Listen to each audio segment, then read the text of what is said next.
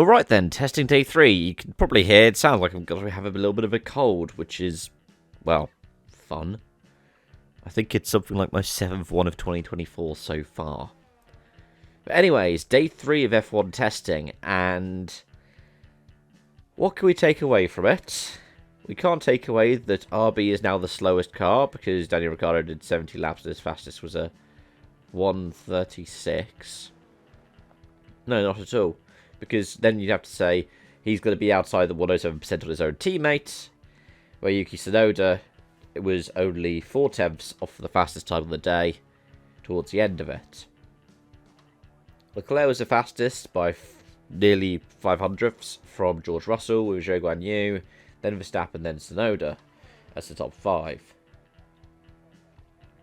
But that's probably not the way the pecking order looks, right? Not only the tyres they were running, the C4's not going to feature at the Grand Prix next weekend. I believe the C3 is going to be the softest compound of tyre. But also, Verstappen was on the C3s, 4/10 off. One C3s compared to new C4s, different time of day, different programs, everything like that. You know the drill by now if you've been following testing for the past couple of years. You can't look into the pecking order that much from it. What you have to look at is individual aspects of team performance. Now, in my video for yesterday, I talked about how Haas was struggling because it didn't seem to have many laps on the board, but it did way more laps than anybody else today. I think it was just shy of the 175 mark, whereas Ferrari in second was just shy of the 150. No other team crossed 125 laps, most of them between 100 and 125 for the day. So that is good for Haas. They are getting that running out there. Now, if you were to follow the time boards, what good is that? Because you look at them and they are still objectively one of the slower cars on the board. But then, if you look at the time chart, you'd go, oh, but Hulkenberg was faster than Lewis and only a couple of tenths behind Checo. You see why we can't trust these things. McLaren ran with a lot of flow viz just to check how the aerodynamics are doing. It looks like, however, even though Ferrari and Mercedes decided to try and flex their muscles a bit and show how quick they could be, Red Bull are just confident. It's like what we found in pre-season testing in the 2017 to, well, I'd say 2020 era. Mercedes were just confident. They weren't going for outright pace. And maybe sometimes had reliability stuff. But come the season proper, they just cleaned house. I mean, I remember 2020 covering the testing for that when I was actually in Spain.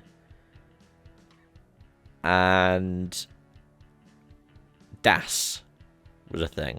Because we only found it out because of some eagle-eyed fan who was following all of the onboards of the cars and saw the Merc drivers pulling back on the wheel on the pit straight. They were like, what are they doing? And yeah, Mercedes have come up with the most innovative piece of F1 tech. Probably, even now, for the last 30 years.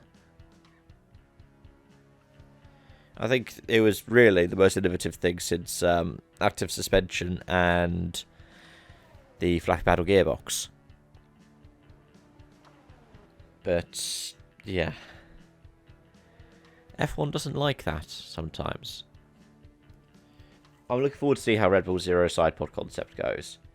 If they're going to struggle with overheating all of a sudden at altitude tracks. I mean, I remember how Merc used to in the when we first returned to the Mexican Grand Prix. It's why Red Bull used to be so good at Mexico relative to Mercedes, was because the Mercs would overheat. It's why their 2017 one had the massive chimney out the top of it, which people questioned the legality of, because they couldn't sort out the overheating stuff.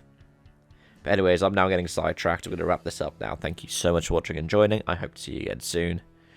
Bye for now.